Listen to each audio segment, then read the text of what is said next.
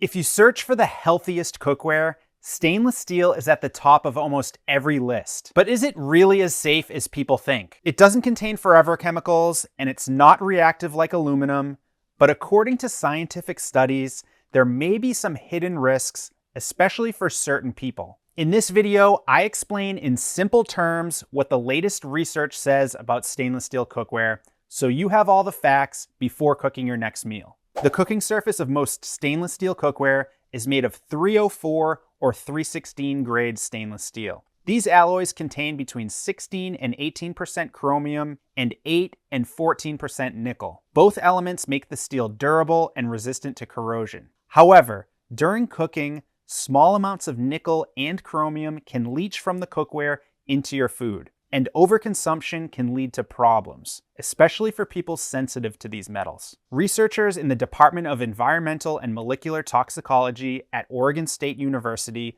conducted an in-depth study to find out how much chromium and nickel are released into food when you cook it in stainless steel cookware. They looked at what factors impact leaching the most and how it affects your health. They used tomato sauce as the test food because it's acidic, and acidic foods are more likely to react with steel. They tested several factors, including steel grade, type of tomato sauce, cooking duration, and number of cooking cycles, which refers to how many times the cookware was used. Their findings were pretty eye-opening.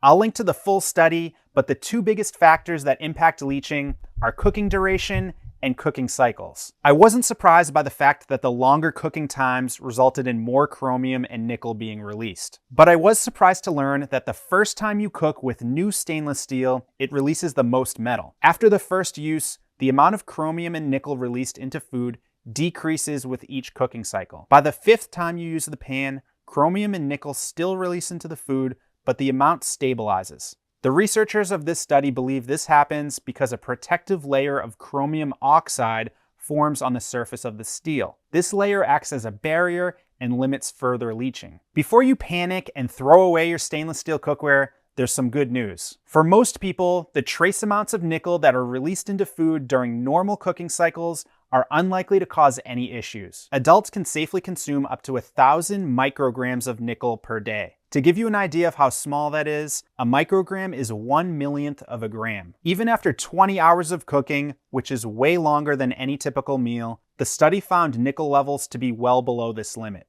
As for chromium, the amounts that leached into food were above the recommended adequate intake of 45 micrograms per day, but still well below the 2,500 micrograms known to trigger allergic reactions in people with sensitivities. However, for people with nickel allergies, the situation is more concerning. Studies have shown that doses of nickel as low as 67 micrograms per day can cause skin reactions. According to this study, a serving of tomato sauce on its own contained about 16 micrograms of nickel. When cooked with stainless steel, nickel levels far exceeded the 67 microgram threshold. You also have to consider that this study is looking at one serving of tomato sauce.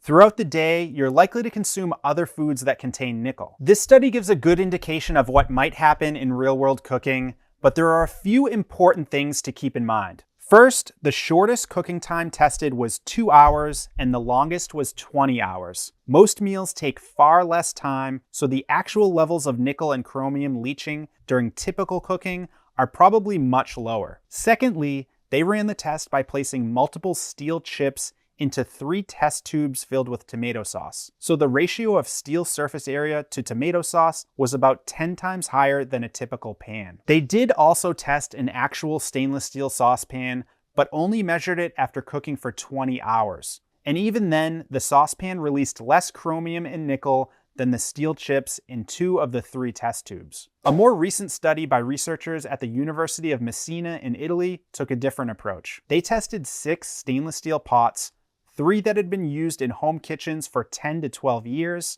and 3 that were brand new. They cooked tomato sauce and lemon marmalade for 1 hour to simulate more realistic cooking times. Like the Oregon State study, they found that newer pots released more nickel and chromium than used ones, and longer cooking times increased the amount of metal leached into the food. However, the total amount of leaching was significantly lower in the University of Messina study than the Oregon State study, and the levels were well below the thresholds that trigger allergic reactions. That said, the study confirmed that for highly sensitive people, the naturally occurring nickel within food combined with the nickel released from stainless steel could still cause problems. The researchers pointed out that most of your daily intake of chromium and nickel comes from food itself and not cookware. So if you're concerned about metal exposure, you should pay more attention to the food you're eating than what you're cooking it in. The bottom line is that for most people, stainless steel is one of the safest types of cookware. It's one of the most widely used materials for food preparation across the globe. But if you happen to have allergies or sensitivities to nickel or chromium,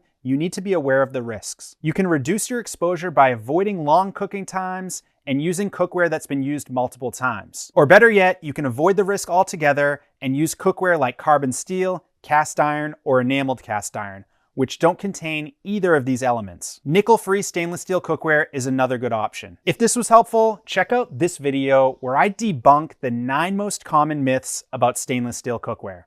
And for more videos like this, click the logo to subscribe to the channel. Thanks for watching. We'll see you in the next video.